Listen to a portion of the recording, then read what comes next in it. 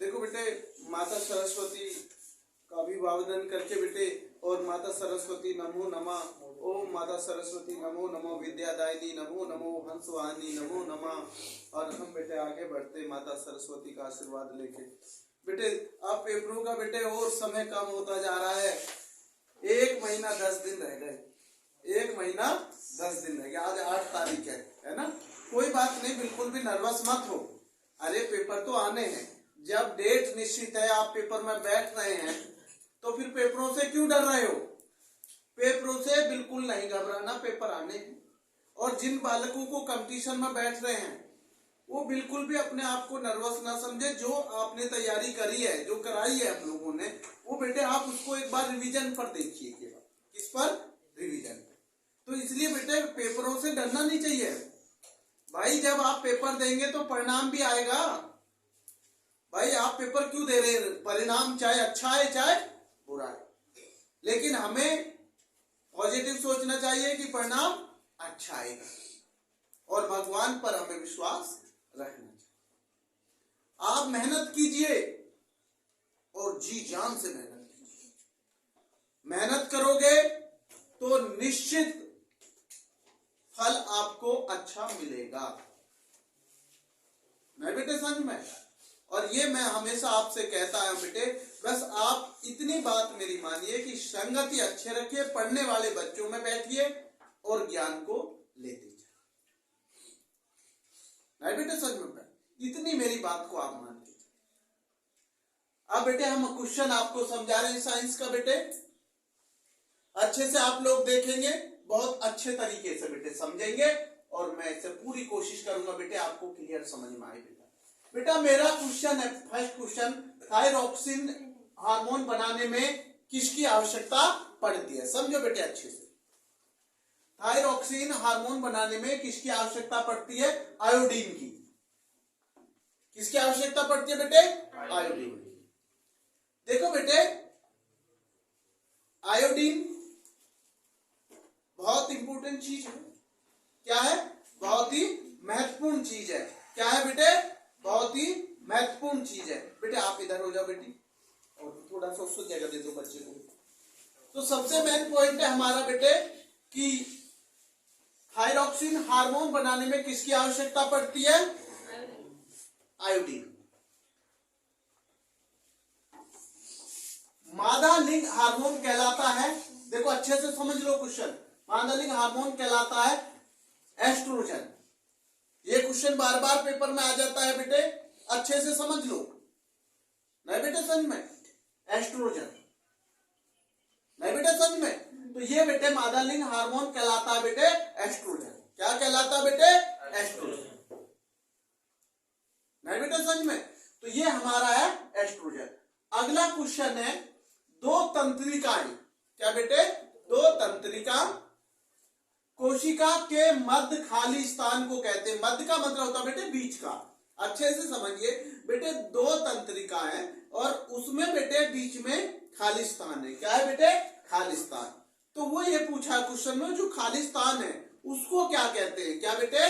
खाली स्थान को क्या कहते हैं? खाली स्थान को क्या कहते हैं बेटे? इसको थोड़ी डेस्क को पीछे कर दो, यहाँ पे बैठ जाएगा भाई। खाली स्थान को क्या कहते हैं? नहीं बेटे समझ में? तो बेटे मेरा क्वेश्चन है, अच्छे से समझिए, दो तंत्रिका है, कोशिका के मध्य दोनों के बीच में खाली स्थान है, तो उसको क्या कहते हैं बेटे? सिनेप्स। सही न एक आधा पैर से सिनेप्स। दो तंत्रिकाओं के बीच में जो खाली स्थान है बेटे, उसको क्या बोलते हैं? सिनेप्स। इससे पहले क्वेश्चन मैंने जो बच्चे अब आए उन्हें समझ लीजिए, मादा लिंग हार्मोन कहलाता एस्ट्रोजन। मादा लिंग हार्मोन कहलाता बेटे एस्ट्रोजन। क्लियर है? उससे पहले क्वेश्चन मैंने बताया था, थायरॉक्सिन हार्मोन बनाने में किसकी आवश्यकता पड़ती है? आयोडीन। बोलिए मेरे साथ, थायरॉक्सिन को बनाने में हार्मोन किसकी आवश्यकता पड़ती है? आयोडीन। आयोडीन। दूसरा क्वेश्चन पूछा मैंने, मादा लिंग हार्मोन कहलाता है एस्ट्रोजन। उसके बाद बोला मैंने, दो तंत्रिका कोशिका के मध्य जो खाली स्थान को क्या कहते हैं? स्नेप्स या स्नेप्स। सही न आधा पैर से स्नेप्स। क्लियर है तीनों क्वेश्चन? आगे चलते बेटे, थायरॉक्सिन हार्मोन की कमी से होता है, अच्छे से समझना भाई इसको। ऑप्शन में बेरी वो भी दिया जा सकता है या बेटे और रोग भी दिए जा सकते हैं कि भाई इसकी वजह से, और आपसे विकल्प में दे दिया एक में घेंगा। तो बेटे मैं आपको बताता हूं थायरॉक्सिन हार्मोन की कमी से होता घेंगा, नहीं बेटे समझ में, ये रोग होता है। इसलिए आयोडीन, आप सब जानते हैं कि आयोडीन की क्या महत्व है। तो बेटे मैंने लिख दिया थायरॉक्सिन हार्मोन की कमी से होता बेटे घेंगा। ठीक है बेटे, आगे चलते बेटे, अलैंगिक जनन मुकुलन द्वारा होता है। क्वेश्चन कई बार पेपर में आया है, अलैंगिक जनन मुकुलन जो होता है द्वारा होता वो इष्ट, यह ई आदर्श है। ठीक है बेटे, पुष्प के जनन अंग है, समझ लो पुष्प, पुष्प माने फूल, और अनेक प्रकार के फूल होते, ये भी आपको पता है। तो मैंने कहा बेटे पुष्प के जनन के अंग हैं। देखो बेटे, एक तो ये हो गया पुकेसर और एक स्त्रीकेसर, पुकेसर और स्त्रीकेसर, ये है बेटे जनन के अंग। दो अंग हो गए, ये एक हमारा ये हो गया, एक हो गया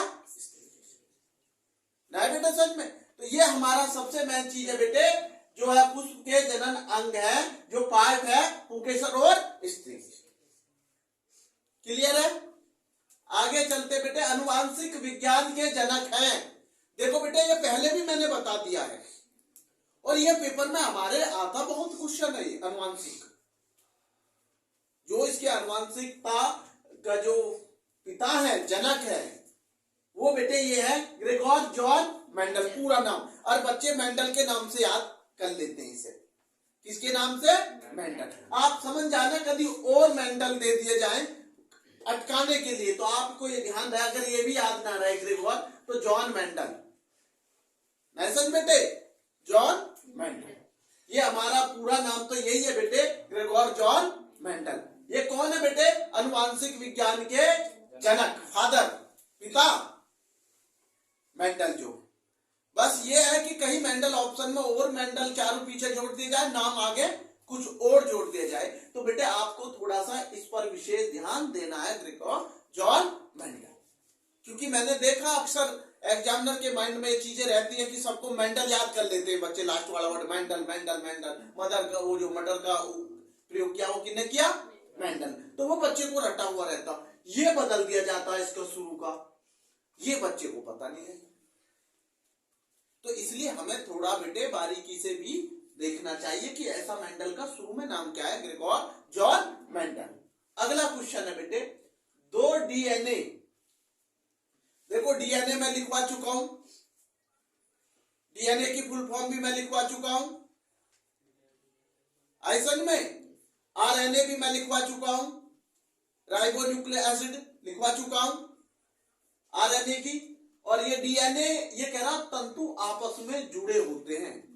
दो डीएनए हैं, क्या है? मानो ये मैंने दिया, दो डीएनए हैं, तंतु आपस में जुड़े होते हैं, किसके वजह से जुड़े होते? तो इसका आंसर आएगा हाइड्रोजन बंध द्वारा। किससे जुड़े होते हैं? हाइड्रोजन बंध द्वारा। हाइड्रोजन जो बंध है उसके द्वारा दो डीएनए तंतु आपस में जुड़े होते हैं बेटे। आपसे पूछ लिया जाए, अच्छे से समझ लिए, दो डीएनए जो तंतु है वो आपस में जुड़े होते हैं, तो आप लिखेंगे बेटे हाइड्रोजन बंध द्वारा। किसके बंध द्वारा बेटे? हाइड्रोजन बंध। नहीं बेटे समझ में? तो ये आपको पता होनी चाहिए। उसके बाद है बेटे, केवल प्रोटीन के बने होते हैं। तो बेटे सबसे ये आता प्रियांश जो है, क्या आता बेटे? प्रियांश। ये बेटे केवल प्रोटीन के बने होते हैं, और भी होते हैं तो ऐसा नहीं है, लेकिन हमें तो एक क्वेश्चन का आंसर है ना बेटे। तो हमारा बेटे केवल प्रोटीन के बने होते हैं, नहीं बेटे समझ में? तो ये मैंने आपको बेटे 9 क्वेश्चन बताए, कितने? 9। एक बार मैं रिपीट कर रहा हूं, इनको अच्छे से समझ लीजिए। पहला क्वेश्चन है, थायरॉक्सिन हार्मोन बनाने में किसकी आवश्यकता पड़ती है?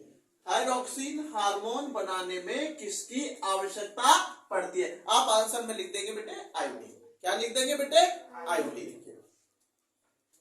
आगे चले बेटे, उसके बाद देखो बेटे मादा लिंग हार्मोन कहलाता है एस्ट्रोजन।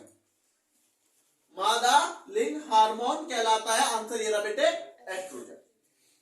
उसके बाद दो तंत्रिका कोशिका के मध्य खाली स्थान को कहते हैं बेटे सिनेप्स। ये रहा आंसर बेटे। क्लियर है? जो अंडरलाइन खींची हुई है बेटे वो उनके आंसर हैं, जो अंडरलाइन खींची हुई है डबल वो उनके आंसर है। उसके बाद है बेटे थायरॉक्सिन हार्मोन की कमी से होता है नहीं बेटे समझ में। उसके बाद है अलैंगिक जनन मुकुलम द्वारा होता है यीस्ट। ठीक है बेटे। उसके बाद है पुष्प के जनन अंग है पुंकेसर और स्त्रीकेसर। ये हमारे पुष्प के जनन अंग है नहीं बेटे समझ में, जनन अंग है।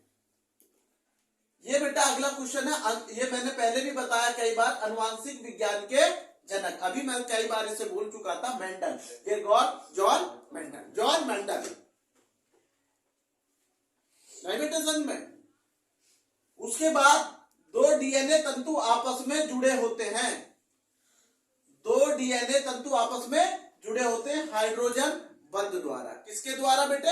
हाइड्रोजन बंध द्वारा। एक क्वेश्चन है बेटे केवल प्रोटीन के बने होते हैं, केवल प्रोटीन के बने होते हैं, तो बेटे ये मैंने आपको बता दिया प्रियांश ना बेटे समझ में। ये हमारे हाइड्रोजन प्रोटीन में जो केवल प्रोटीन के बने होते हैं ये, और जो हाइड्रोजन बंध किसको जोड़ते हैं बेटे? दो डीएनए तंतु को आपस में जोड़ते। बेटे एक क्वेश्चन आपको मैंने कल भी बताया था कि हमारे जो शरीर में हड्डी होती है, मनुष्य के शरीर में वो 206 हड्डी होते हैं, और उतने ही हमारे विश्व में देश होते हैं 206। तो वो दोनों चीजों को आप थोड़ा सा ध्यान रखेंगे कि हमारे जो है देश, हमारे पूरे वर्ल्ड में 206 देश होते हैं बेटे, हमारे शरीर में भी 206 हड्डियां होती है नहीं बेटे समझ में। आगे बेटे मैं आपसे क्वेश्चन चल रहा हूं, थोड़ा सा मैं आपको साइंस के बारे में भी बता रहा हूं कि एक हमेशा ध्यान रखना बेटे, जो पेपर में हमारे इंपोर्टेंट क्वेश्चन होते हैं मैं उन्हें थोड़ा बोल रहा हूं, तो वो आप थोड़ा सा बेटे उनको याद करने की कोशिश करा करें नहीं बेटे समझ में, क्योंकि हर एक क्वेश्चन बेटे हम लोग नहीं लिख पाएंगे ना, पेपर समय कम है। जैसे मैंने आपको बताया बेटे कि कल भी मैंने आपको बोला था दूरदृष्टि दोष के निवारण के लिए कौन से लेंस का प्रयोग करते हैं, ये मैंने लिखवा दिया। ऐसी बात नहीं है कि भाई दूरदृष्टि दोष में कौन सा लेंस होता है प्रयोग और निकट दृष्टि दोष में कौन सा प्रयोग होता है, ऐसा में उत्तल लेंस किस में प्रयोग होता है। देखो क्वेश्चन में क्वेश्चन बनाना सीखिए, अवतल लेंस किस में प्रयोग होता है नहीं बेटा समझ में। और बेटे मैंने आपको कल बोला था भाई बाएं हाथ का फ्लेमिंग का नियम याद कर लीजिए, बार बार पेपर में आता है ना बेटे। तो ऐसे क्वेश्चनों को आप छोड़िए मत।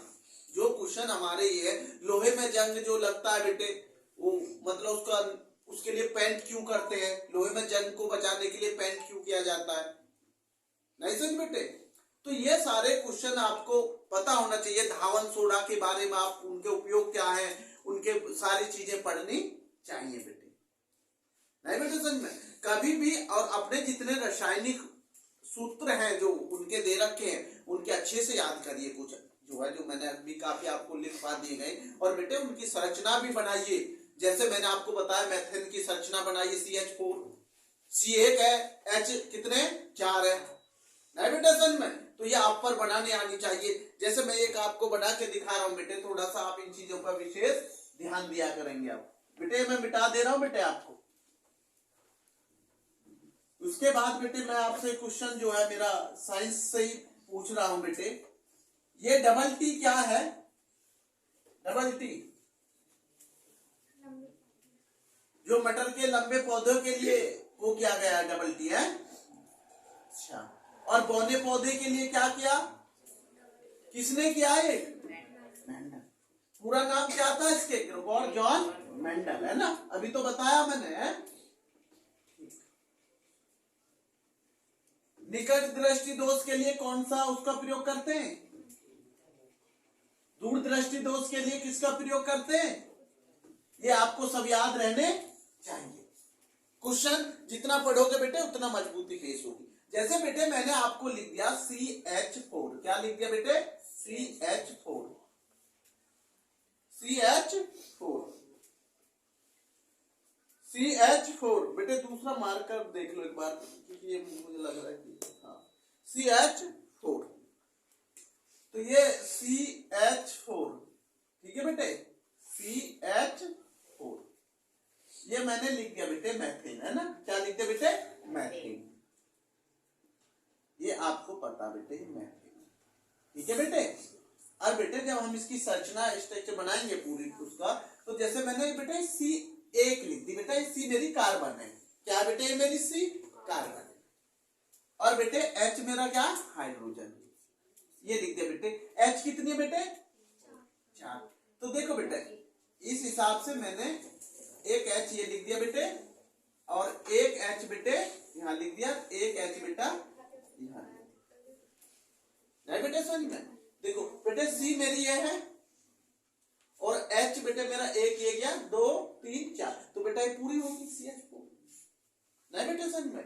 तो ये बेटे मेरा कार्बन हो गया और ये मेरी बेटे हाइड्रोजन, तो ये बेटा मेरी मैथेन, क्या होगी बेटा ये मैथेन। तो बेटा इस टाइप से थोड़ा थोड़ा आप साइंस को करने का प्रयास पूरा घर पर भी करेंगे, जितने आप बेटे सेल्फ स्टडी भी करेंगे आप उतना भी मजबूत होकर निकलेंगे। देखो बेटे मैं पहले भी कहता आया हूं, आज फिर वो वर्ड बोल रहा हूं, चाहे कोचिंग हो, चाहे बेटे आप स्कूल हो, चाहे कॉलेज हो, बेटे उनके बाद भी एक बहुत महत्वपूर्ण पार्ट बचता सेल्फ स्टडी। अगर आप पढ़ने के बाद जो आपको कोचिंग में पढ़ाया गया या आपने यूट्यूब पर देखा या उसके बाद आप जब तक सेल्फ स्टडी उस पर बार बार अध्ययन नहीं करेंगे, जब तक आप मजबूत नहीं हो सकते। इसलिए तो कहते हैं बेटे सेल्फ स्टडी बहुत जरूरी है। स्वयं अध्ययन नहीं करोगे किसी चीज का तो कामयाबी कैसे मिल जाएगी, नहीं बेटे समझ में। इसलिए आपको अध्ययन करना। अब आते हैं बेटे हम अपने जो है SST पे, किस पे बेटे, SST जीके टाइप। ये मैं मिटा रहा हूं बेटे, साइंस को रोक रहा हूं, अच्छे से आप समझिए बेटे SST को। SST में पूरे नंबर लाने हैं, SST में नंबर नहीं कटना चाहिए। आपके SST में आपको पूरे मार्क्स लाने हैं, एक भी नंबर नहीं कटना चाहिए। SST में एक भी नंबर कटता है तो आपके सम्मान में भी और हमारे सम्मान में भी कमी है। इसलिए मैं कहता हूं SST में नंबर नहीं कटना चाहिए। SST में मैंने देखा है बहुत नंबर कम कटते हैं अगर बच्चा मेहनत करता है, और मैंने देखा SST में पहली साल का भी अपना रिजल्ट जो है, जो बच्चों का रिजल्ट था हमारे SST और हिंदी में, तो नंबर इतने थे कि उनकी कल्पना भी मैं नहीं कर सकता था, इतने बच्चों के, नहीं बेटे समझ में। और मार्क्स बेटा ये कहते हैं ना बूंद बूंद से घड़ा भरता है, तो बेटे एक एक नंबर से आपकी परसेंटेज बढ़ेगी। ये अपने बात ध्यान रख लेना बेटे, ये बात बेटा उतना ही सत्य है कि जितने ये कहते हैं ना बूंद बूंद से घड़ा भरता, बेटे एक एक नंबर से आपकी परसेंटेज बढ़ेगी, नहीं बेटे समझ। इसलिए हर नंबर की अहमियत को पेपर में समझना है, चाहे वो कंपटीशन में बैठ रहे हो बच्चे बेटा या बेटे बोर्ड क्लासेस में बैठ। आगे चलता बेटे, मैंने SST में कल क्वेश्चन कौन सा रोका था बताइए।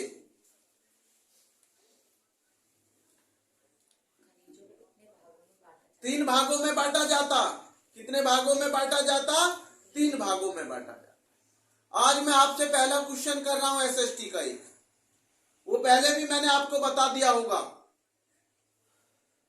जो नमक आंदोलन किसने किया था, महात्मा गांधी जी ने। आप विशेष ध्यान देना बेटे, नमक आंदोलन के लिए गांधी जी ने बहुत, ये कहते हैं पैदल यात्रा की थी, बहुत संघर्ष किया था, जब जाके नमक कर मुक्त हुआ था उस समय, नहीं बेटे समझ में। तो नमक आंदोलन के लिए किसका नाम आता है बेटे, महात्मा गांधी जी का। एक क्वेश्चन है 1857 के विद्रोह का नेतृत्व, अच्छे से समझना, 1857 के विद्रोह, सबको पता 1857 का विद्रोह के नेतृत्व ग्वालियर में, ग्वालियर कहां है, MP में। देखो मैं क्वेश्चन को एक पूर्ण रूप से आपको समझाने के प्रयास करता हूं कि बेटे ग्वालियर कहाँ है, पूछ लिया जाए, बहुत से बच्चों को नहीं पता। ग्वालियर बेटे हमारा एमपी में है, मध्य प्रदेश। नहीं बेटे समझ में? ग्वालियर में किसने नेतृत्व कर रहे थे उस समय? मैंने पूछा आपको बेटे 1857, मैंने यहाँ क्वेश्चन लिख दिया बेटे आपका 1857, क्या लिख दिया? 1857 के विद्रोह, ये लिख दिया मैंने पहले, अभी थोड़ा हेडिंग डाली अभी केवल आपके चैनल में। 1857 के विद्रोह का नेतृत्व, नहीं बेटे समझ में? विद्रोह नेतृत्व का मतलब आप समझ गए होंगे, जो उसका लीडर था। ग्वालियर में किसने किया? ग्वालियर में, नहीं बेटा समझ में? ग्वालियर में किसने किया, ये मैंने लिख दिया, मैं किसने किया। अच्छे से क्वेश्चन को समझना है, किसने किया। 1857 में ही क्रांति स्टार्ट हो गई थी मेरठ से। 1857 में ही मेरठ से क्रांति शुरू हो गई थी। कहां से? मेरठ। मेरठ इसीलिए सबसे ज्यादा क्रांति के लिए फेमस है बेटे। आज हम आपको क्रांति के साथ साथ औद्योगिक क्रांति भी बताएंगे, कहां से शुरू हुई। भाई आपने क्रांति तो समझ ली मेरठ, लेकिन मैं आज आपको औद्योगिक क्रांति भी बताऊंगा। उद्योग का मतलब जानते हैं, जो उद्योगों के लिए उद्योग बढ़ाना, उद्योग चलाना, उद्योग बढ़ाना, उद्योगों का ज्यादा नवीनीकरण होना, ऐसी क्रांति कब शुरू हुई वो भी आज बताएंगे, कहां से हुई। तो बेटे मैंने आपको क्वेश्चन किया 1857 के विद्रोह का नेतृत्व ग्वालियर में किसने किया। बेटे मैं आपको बता देता हूं इसका आंसर, झांसी की रानी, आते नहीं आपको सबको याद आ गया होगा, लक्ष्मीबाई, झांसी की रानी। इसका आंसर आएगा बेटे झांसी की रानी। ग्वालियर में कौन कर रहा था बेटे 1857 विद्रोह का नेतृत्व? ग्वालियर में झांसी की रानी, समझ गए? जब झांसी की रानी आया होगा तो समझ के होंगे झांसी की रानी कौन थी? लक्ष्मीबाई, समझ गए? लक्ष्मीबाई थी बेटे इसका नेतृत्व जो कर रही थी, झांसी की रानी लक्ष्मीबाई। 1857 के विद्रोह का नेतृत्व ग्वालियर में किसने किया था बेटे? झांसी की रानी लक्ष्मीबाई, समझ गए? ग्वालियर भारत का मत सुनने, मैंने क्वेश्चन समझना, ग्वालियर बोला मैं, और ग्वालियर कहां बताया बेटे? मैंने एमपी में बताया बेटे। ग्वालियर कहां बेटे? एमपी। तो ये समझ के होंगे बेटे। और ये भी मैंने बताया बेटे 1857, जो हमारा 1857 में बेटे क्रांति कहां से शुरू हुई थी बेटे? मेरठ। अब मेरा क्वेश्चन आता, सबसे बड़ा महाद्वीप कौन सा है? सबसे बड़ा महाद्वीप, अच्छे समझना, सबसे बड़ा महाद्वीप, सबसे बड़ा महाद्वीप, महाद्वीप कौन सा है? ये लिख दिया मैंने, ये आपको पता होना चाहिए सबसे बड़ा महाद्वीप कौन सा है, ये लिख दिया भाई, कौन सा है सबसे बड़ा महाद्वीप कौन सा है? आंसर मैं दूंगा आपको पहले समझाने के लिए। मेरा क्वेश्चन है सबसे बड़ा महाद्वीप कौन सा है? भाई आप समझिए, विश्व में तो पूछ रहा मैं, भारत में तो पूछने भाई महाद्वीप, सबसे बड़ा महाद्वीप विश्व, तो बेटे एशिया। क्या है? ये लिख दिया मैंने आंसर, एशिया लिख रहा हूं, लेकिन आपको समझाऊंगा, ये क्वेश्चन और बनता है इसमें। एशिया, ये लिख दिया मैंने एशिया। आपसे खाली इतना पूछा जा रहा सबसे बड़ा महाद्वीप कौन सा है, तो आप लिख देंगे एशिया, एशिया। लेकिन आपको एक क्वेश्चन ये पूछा जाता कि एशिया में कितने देश हैं? भाई आप समझिए, ऐसा क्या चीज है जो एशिया सबसे बड़ा महाद्वीप है?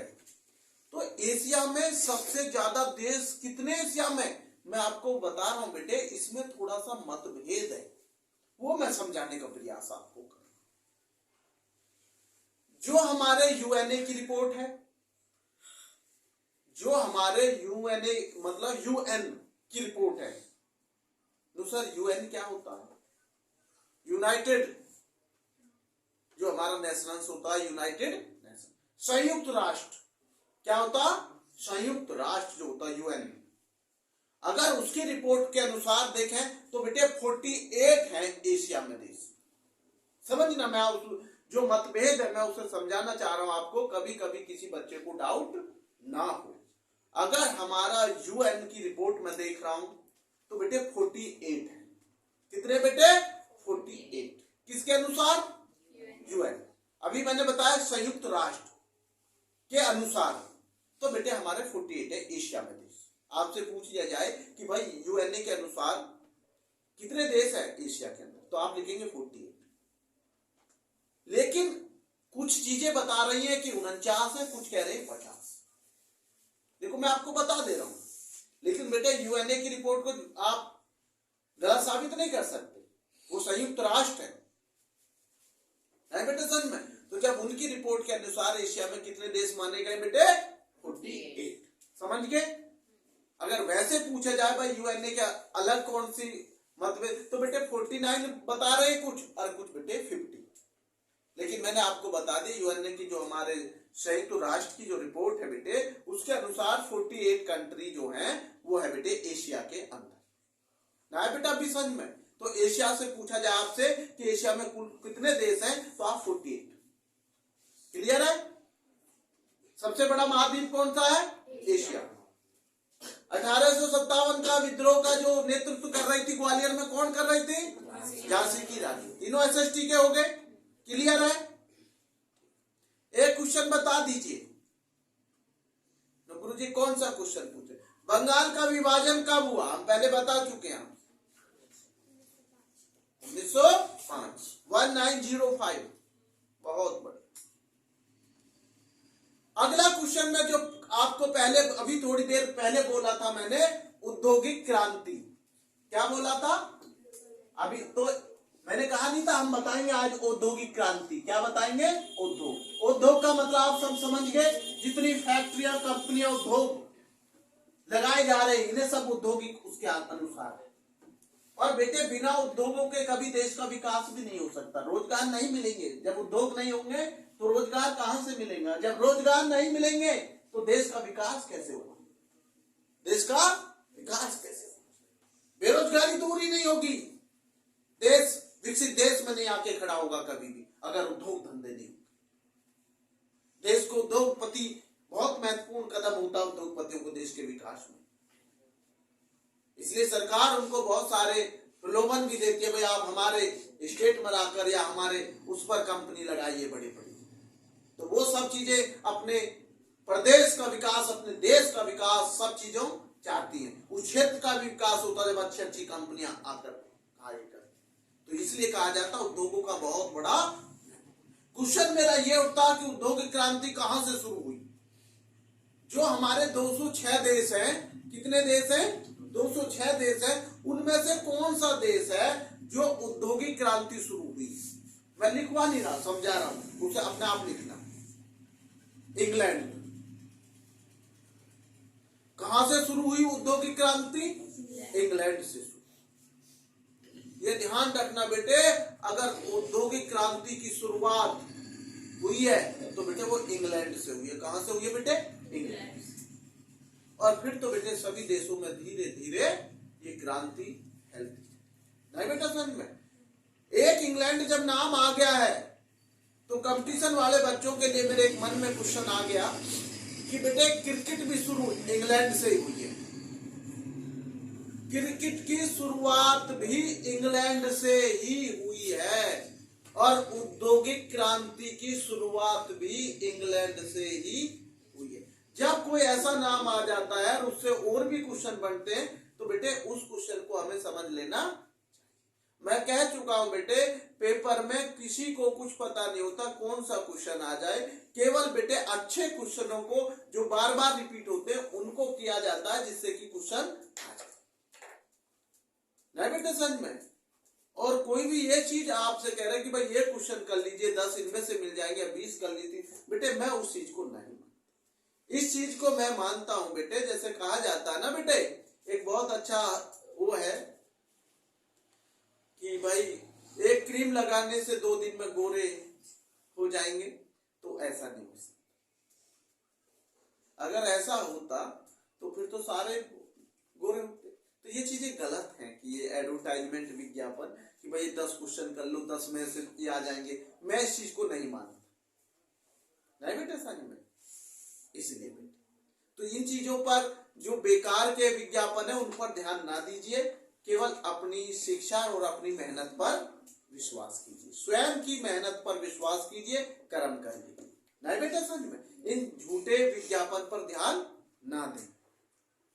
अगला क्वेश्चन, ये समझ के औद्योगिक क्रांति कहां से शुरू हुई थी?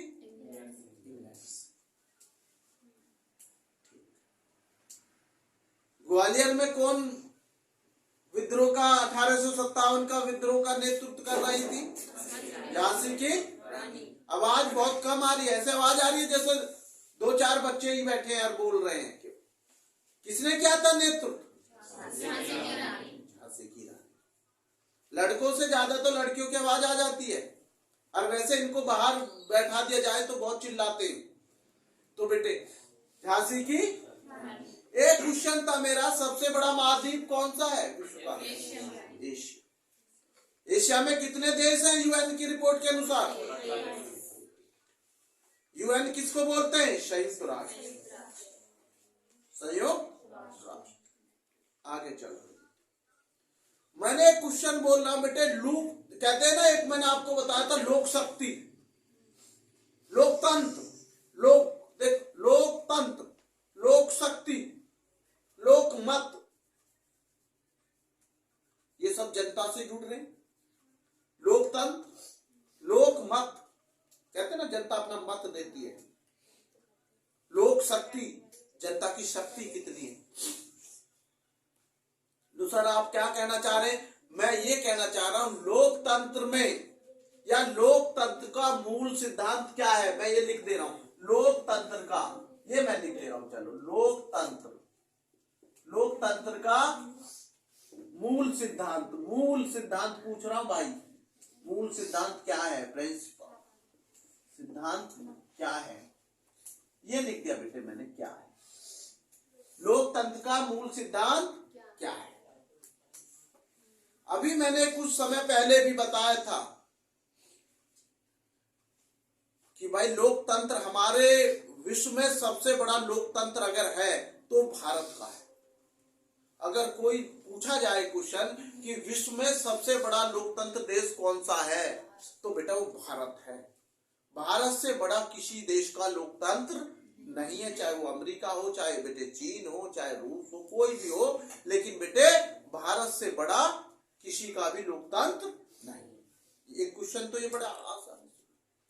भारत में लोकतंत्र में सबसे ज्यादा शक्ति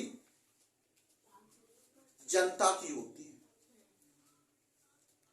जनता वोट देती है, जब जाके प्रतिनिधित्व चुने जाते हैं, जो प्रतिनिधि होते हैं, जब जाके उनका चुनाव होकर, चाहे वो प्रधानमंत्री जी हो, चाहे राष्ट्रपति जी हो, चाहे बेटे विधायक हो, चाहे बेटे मुख्यमंत्री, मतलब सभी लोकतंत्र में, चाहे वो एक छोटा सा चुनाव ले लिए, गांव का प्रधान या जिला पंचायत सदस्य, सब जनता द्वारा ही वोट डाली जाती है अधिकांश।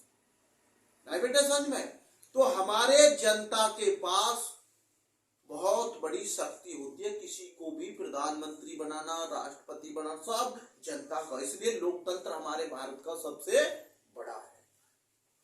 मेरा क्वेश्चन है लोकतंत्र का मूल सिद्धांत क्या है? नहीं बेटे समझ में, दूसरा मूल सिद्धांत जनता का शासन। आंसर में लिखेंगे जनता का शासन, ये लिख दिया मैंने, जनता का शासन, ये लिख दिया बेटे शासन, जनता का शासन आंसर दे दिया मैंने, ये लिख दिया भाई। लोकतंत्र का मूल सिद्धांत जनता का शासन है। जहां जनता जिस तरफ मुड़ जाती है एक तरफा, उधर बेटे उसकी सरकार बना देती।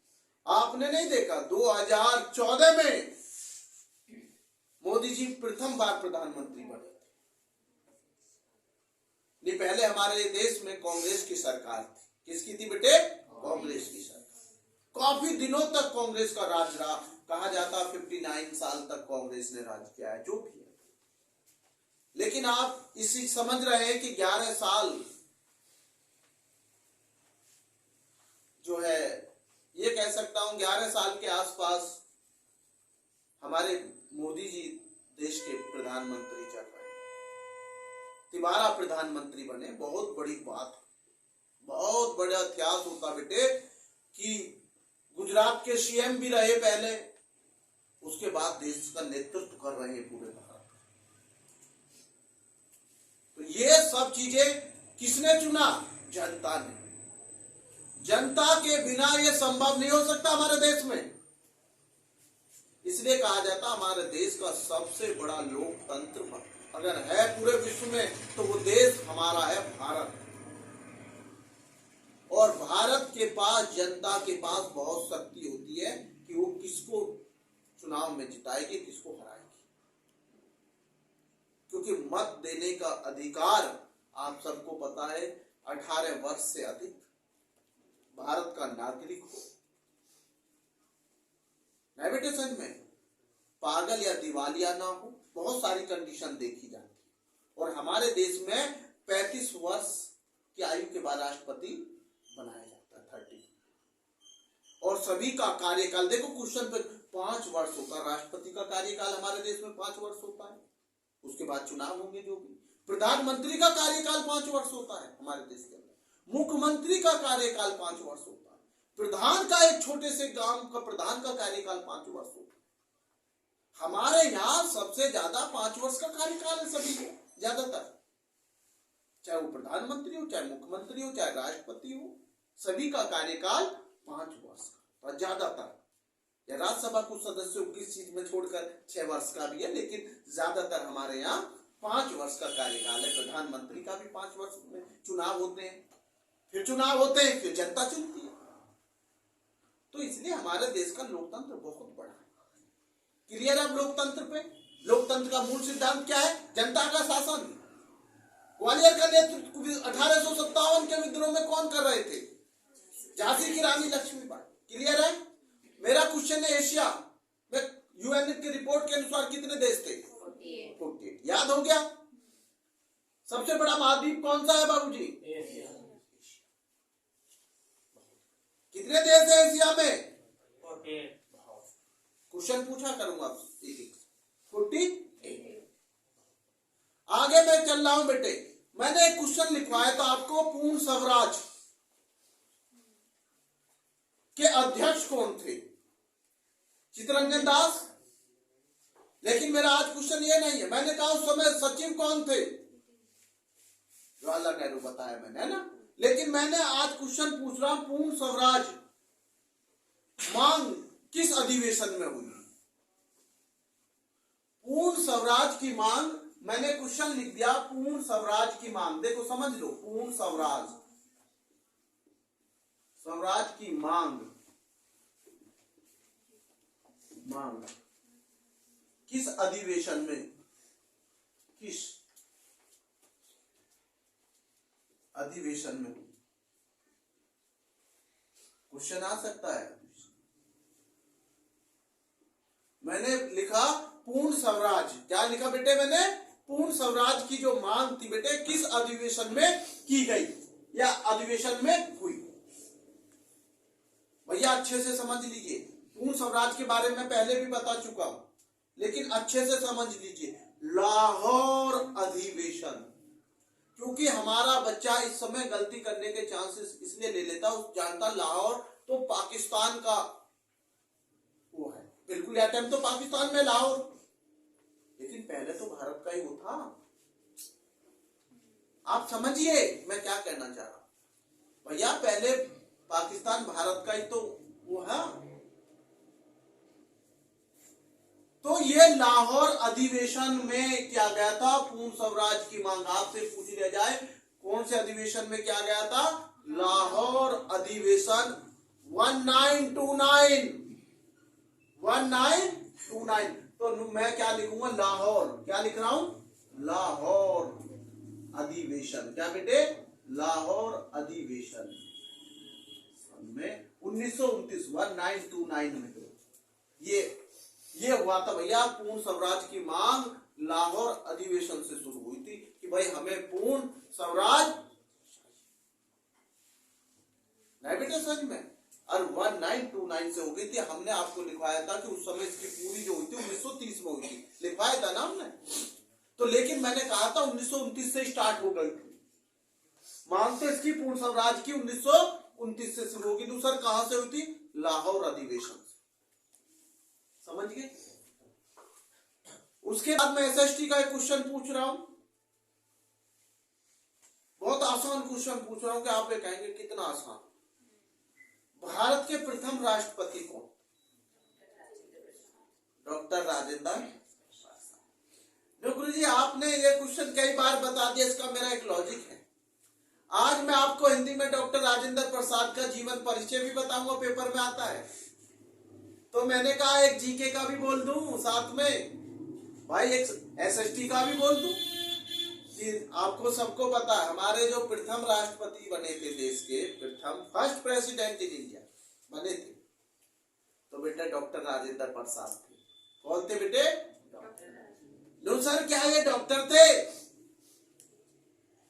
कुछ बच्चों ने कहते हैं गुरुजी ये क्या मरीजों के डॉक्टर थे या जानवरों के डॉक्टर थे? आप गलत सोचते हैं। इन्होंने पीएचडी किया था। जो पीएचडी करता उसका नाम क्या है? डॉक्टर। पीएचडी करना बहुत बड़ी उपलब्धि होती है। हमारे देश की सबसे बड़ी डिग्रियों में एक डिग्री है। पूरे ये कहा जाता है कि सबसे बड़ी डिग्री में बेटे पीएचडी शामिल है। नहीं सच में? पीएचडी से बड़ी डिग्री नहीं है। वो एक अलग है बेटे, जो एमबीबीएस वो डॉक्टर अलग है। नहीं बेटे सच में? तो जैसे आपने मैथ में पीएचडी की मानो, तो बेटे आपके नाम क्या है? डॉक्टर। मानो जैसे मैंने अकाउंट में पीएचडी की तो मेरे नाम क्या है? डॉक्टर। बहुत मेहनत करनी पड़ती है पीएचडी करने के लिए, इतना आसान नहीं है। पर ऐसा नहीं है कि नहीं कर सकते आप। बहुत बच्चे कर रहे हैं हमारे, बहुत बच्चे कर रहे हैं और बहुत बच्चे कर चुके, तो अच्छी बात है। मैं ये नहीं कहता कभी, मैं कहता मेहनत कीजिए, बाकी सब प्रभु पर छोड़ दीजिए। सब उसी में के हाथ में। आप केवल मेहनत कर सकते हैं, हम आप लोग केवल मेहनत कर सकते हैं, बाकी सब प्रभु के हाथ में, सब वही करते हैं। तो बेटे मैंने आपको सर आपने, हाँ मैं हिंदी पे आना चाहता हूँ। मैं इसको थोड़ा एसएसटी को बेटे यहां से हटा रहा हूं। बेटे आप समझ गए होंगे बेटे, मैंने एसएसटी का क्वेश्चन डॉक्टर राजेंद्र प्रसाद जो हमारे पहले राष्ट्रपति रहे उनके ऊपर इसलिए शुरू करा था कि मैं हिंदी पे आना चाहूंगा। क्या आना चाहूंगा बेटे? बेटे ये हमारे जो डॉक्टर राजेंद्र प्रसाद है, ये महात्मा गांधी जी से बड़े प्रेरित थे। उनके आंदोलन में ये बड़े भाग लेते थे। बापू के कदम इनकी रचना भी है ना, बापू के। तो महात्मा गांधी जी के ये कह सकता हूं कि उनकी क्रांति, उनकी सोच, उनकी कार्यशैली से बहुत ज्यादा प्रभावित हुई। और मैं जहां से स्टार्ट कर रहा हूं ये आप समझेंगे बात। हरिश्चंद्र मैंने कल बोला था आपको, उसकी भी जीवन परिचय पेपर में आती है, तो उसे याद करें। चलो उसे कल हम बताएंगे, लेकिन मैं अभी पहले डॉक्टर राजेंद्र प्रसाद के बारे में। बेटे डॉक्टर राजेंद्र प्रसाद का जन्म जानते कब हुआ? बताइए कब हुआ? 3 दिसंबर 1884। 1884। जैसे मैंने लिख दिया राजेंद्र प्रसाद, डॉक्टर राजेंद्र प्रसाद, इनके आगे बेटे डॉक्टर मत भूला करो, बहुत मेहनत की इन्होंने डॉक्टर लगाने के लिए। डॉक्टर राजेंद्र प्रसाद का जन्म, ये लिख दिया जन्म। थोड़ा बेटे संक्षेप में ही आजकल जीवन परिचय पेपर में देना होता है। लॉन्ग समय अब इतना नहीं रहा, बड़ा सोच समझ के आंसर देते। हमें वो पॉइंट लिखने होते, पॉइंट अच्छे हो, नंबर घटे ना, और बेटे आपका एग्जामिनर भी खुश हो जाए। हमें रामायण पूरी नहीं लिखनी, कभी पेज भरे जाओ। एक जीवन परिचय में 4 पेज भर दिए और आपने 30 मिनट बिगाड़ दिए। तो गुरुजी मेरे तो क्वेश्चन छूट गए। भैया वो क्वेश्चन आपने खुद छोड़े। आपको उतना लिखना है जीवन परिचय में कि जितना बेटे संक्षेप में अच्छे से अच्छा लिख सको। ऐसी कोई छोड़ना नहीं जो एग्जामिनर चाहता है या जो लिखनी चाहिए वो छोड़नी नहीं, और ऐसी बेफिजूल शब्द लिखने नहीं है पेपर में जिससे आपका टाइम वेस्ट, नंबर भी ना मिले और टाइम भी बर्बाद कर आएगा। तो अब मैं जब भी तो बोलता हूं बेटे कम समय में हमें अच्छे लिखकर मार्क्स लाने। मैंने कहा डॉक्टर राजेंद्र प्रसाद का जन्म कब हुआ? कब हुआ? देखो मैं क्वेश्चन बोल रहा हूं तो याद तो नहीं हो जाएंगे बेटे। 3 दिसंबर, क्या बेटे?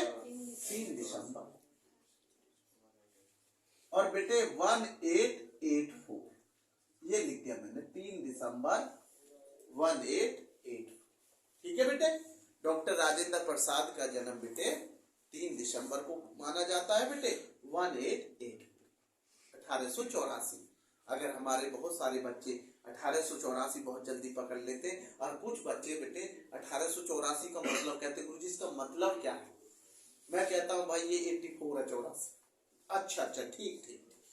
तो ये होता है, ये कोई बड़ी बात नहीं है भाई। जिस लैंग्वेज में हम ढल जाते हैं उस लैंग्वेज हमारी मजबूत होती चली जाती है। इसमें कभी कोई छोटा बड़ा नहीं होता, चाहे वो लैंग्वेज का नहीं बेटे। समझ में आपको लैंग्वेज आनी चाहिए, मगर किसी का लैंग्वेज भाषा का मजाक नहीं उड़ाना चाहिए, नहीं बेटे। तो मैंने बेटे इनका लिख दिया डॉक्टर राजेंद्र प्रसाद का जन्म बेटे 3 दिसंबर 1884। जन्म स्थान, भैया जब जन्म हुआ तो जन्म स्थान तो पता होना चाहिए। जैसा आप जाते हो कहीं भी, देखो समझिए, एक आप सोचिए आपने स्कूल में एडमिशन के लिए गए और वो आपसे फार्म में आपका नाम पूछता है, फादर नेम, सब चीजें पूछी जाती हैं। आपको ये भी पूछा जाता है जन्म स्थान कहाँ, आपका निवास कहाँ है, कहाँ के रहने वाले, सब चीजें। तो मैंने बताया डॉक्टर राजेंद्र प्रसाद का जन्म स्थान, देखो आप समझिए, बिहार। किस राज्य से है? बिहार के सिवान जिले से। और कुछ लोगों का लिखा हुआ, कुछ का मैंने देखा मतलब तो छपरा जिले। भैया ये सिवान जिले से नहीं बेटे। समझ में, बिहार हमारा राज्य है और बिहार में 40 लोकसभा सीट भी मानी जाती है लगभग, नहीं बेटे। समझ में, तो बिहार कोई छोटा राज्य नहीं है, बिहार बड़े राज्यों में नाम है। बिहार की राजनीति बहुत बड़ी है। हमारे पहले राष्ट्रपति भी बिहार ने दिए हैं, आप देखिए। और ये सिवान जिले से थे, शायद जीरा देही गांव से है ना बेटे, जीरा देही गांव से माना जाता। बड़ा भाग्यशाली गांव था यार, जिसने हमारे देश का पहला राष्ट्रपति दिया। बहुत बड़ी उपलब्धि। ऐसे छोटे गांव से और इतने संसाधन ना होने के बावजूद इतना बढ़ जाना, इतनी मेहनत करके उस पद पर आना बहुत बड़ी उपलब्धि। तो ये हमारे बिहार को नसीब हुआ पहला राष्ट्रपति। अगर राज्य को किसको नसीब में आता बेटे, खुश नसीब जो राज्य बना वो बिहार बना, कि हम उन बिहार का एक बेटा हमारे देश का राष्ट्रपति बना प्रथम, जिसका नाम था डॉक्टर राजेंद्र प्रसाद, सिवान जिले से। ठीक है बेटे। और लंबा कार्यकाल रहा राष्ट्रपति का भी, आपको पता है खूब अच्छे से, है ना बेटे। वो नहीं है कि भाई थोड़े समय में ही राष्ट्रपति हो, क्या वो मैंने उस दिन आपको समझा। बेटे इनके पिता का नाम क्या था? बात आती है पिता, क्या आती है बेटे? पिता। और माता भी तो आपको पता होना चाहिए पिता का नाम,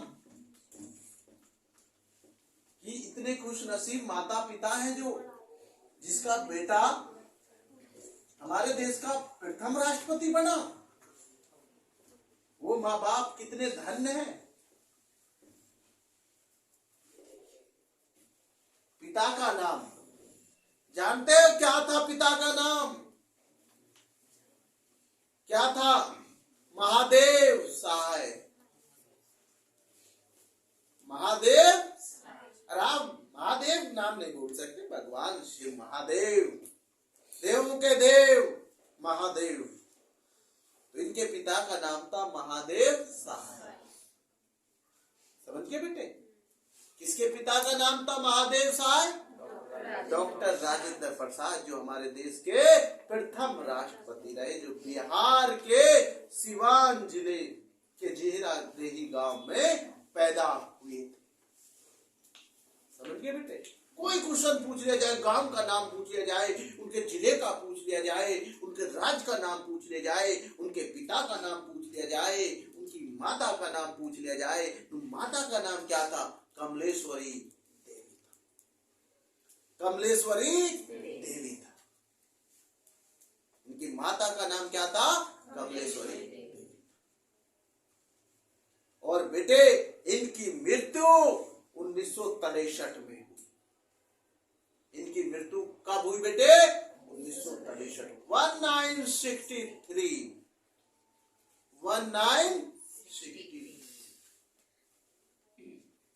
नहीं बेटे समझ में? अब बेटे मैं बता चुका हूं बापू के कदम, इनकी बड़ी प्रसिद्ध रचनाएं रही। मैंने आपको बताया कि बापू से बड़े प्रेरित थे, बापू का बड़ा सम्मान करते थे। उनकी सोच, उनकी कार्यशैली से बड़े प्रभावित थे। इसलिए नौकरी छोड़कर भी बापू के आंदोलन में शामिल हो जाते थे। हर कार्य छोड़कर बापू के आंदोलन में चल दिए जाते।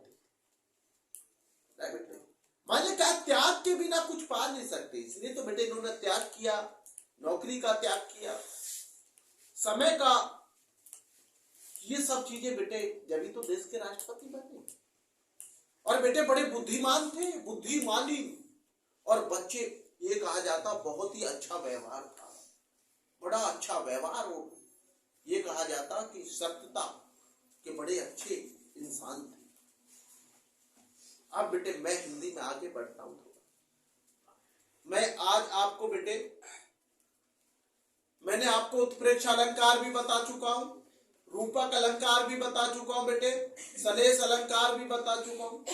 अभी बेटे कुछ बच्चों के जैसे प्री बोर्ड स्टार्ट हो रहे हैं, बहुत से बच्चे, सब चीजें एक उसमें बेटे एक रूपक अलंकार का होता है। किसका बेटे? रूपक अलंकार। समझ? जहां उपमेय में उपमान का भेद रहित आरोप हो, जहां उपमेय में उपमान का भेद रहित आरोप हो, उसे रूपक अलंकार कहते हैं। उसे क्या बोलते हैं बेटे? रूपक अलंकार।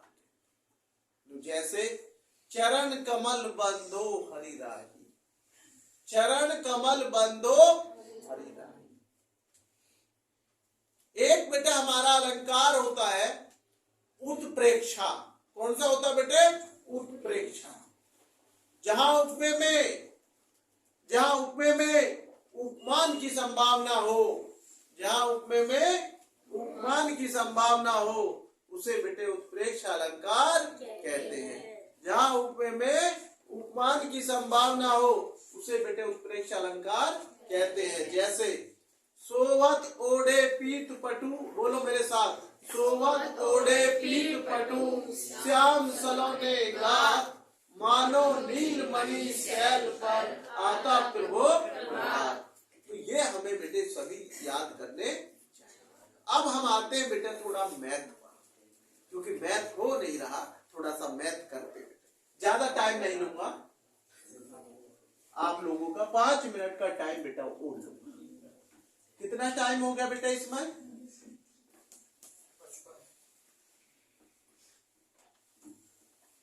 ये बेटे मैं आपको, बेटे मैं एक फॉर्मूला लिख रहा हूं आपको, केवल ज्यादा दो। देखो बेटे कैसे, एक क्वेश्चन है मेरा, मैं फॉर्मूला में रखना सिखा रहा हूं, कल मैं इसका पूरा बताऊंगा। 4/3 पाई आर की 3, 4/3 लिख दिया मैंने, 4/3 पाई आर की 3। ये आप देखेंगे ये क्या है, ठीक है बेटे? 4/3 पाई आर की 3 मैंने एच लिख दिया। क्या लिख दिया? एच। ठीक है। एक मैंने लिख दिया 2/3 pi r square h. Pi r square h. ये मेरे दोनों फॉर्मूला मैं लिख रहा हूं। इस पर मैं सवाल करने से पहले बेटे हमें फॉर्मूला में रखना आना चाहिए कि पाई की वैल्यू कितनी होती है, 22/7। और एक बार मैंने बेटे आपको बताई कि पाई की वैल्यू 3.14 में होती है। विकल्प में आ जाए पॉइंट वाली तो बेटे आप उस पर गलती ना करें। 3.14 पाई की वैल्यू मैंने लिख दिया बेटे। क्वेश्चन में लिख रहा हूं, देखो r बराबर मैंने 7 लिख दिया बेटे और h बराबर बेटे मैंने 3 लिख दी। इस क्वेश्चन से बेटे मैं आपको दोनों क्वेश्चन हल करने का प्रयास करूंगा। मेरा बेटे रेडियस समझ लो, r का मतलब क्या है, त्रिज्या रेडियस, और h का मतलब हाइट ऊंचाई। तो मेरे सवाल में बेटे 7 क्या दे रखी है बेटे, r त्रिज्या, और बेटे ऊंचाई कितनी दे रखी है, 3। मुझे इस फॉर्मूला में रखना है और इस पर रख कर देखना। तो देखो हम कैसे रखेंगे, सवाल में पूरा कल बोलूंगा और आप इसे हल करेंगे। तो सर कैसे करेंगे, देखो बेटे मैं फर्स्ट को निकाल रहा हूं। तो बेटे मैंने 4/3 लिख दिया बेटे। ये सेम पाई की वैल्यू क्या बताई थी बेटे मैंने, 22/7। तो बेटे मैंने ये रख दिया 22/7। और बेटे मल्टीप्लाई, जब कोई चिन्ह नहीं होता बेटे तो आप सबको पता मल्टीप्लाई चिन्ह लगेगा। ये आप विशेष ध्यान दे, कभी कोई प्लस लिख दे कभी कोई नहीं भाई, जब कोई चिन्ह नहीं होता तो बेटे हम उसे मल्टीप्लाई का चिन्ह लगाते। जब तो मैं मल्टीप्लाई लगा रहा हूं, कैसे लगा दूंगा। तो बेटे मेरा 4/3 पाई की वैल्यू 22/7। और बेटे अब क्या है बेटा, मेरा आर पे पावर कितनी चढ़ी हुई है, 3।